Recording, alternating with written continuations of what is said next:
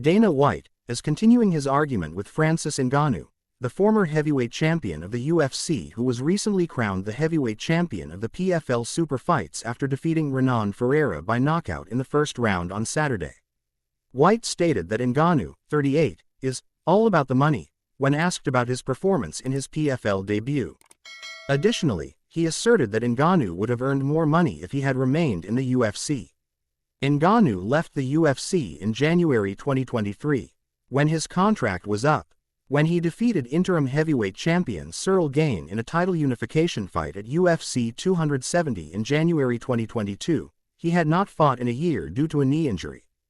Ngannou signed a multi-fight contract with PFL after leaving the UFC, enabling him to book high-profile boxing matches against Tyson Fury and Anthony Joshua. Even though he lost both fights, he showed that he was a star in the big fights with big crowds.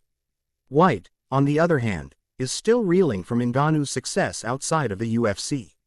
"Nobody wants to fight in the PFL except for Francis," he declared. However, he claimed that after Ngannou lost back-to-back bouts in 2018, when he was ready to cut him, someone at the UFC begged him to keep him on the roster.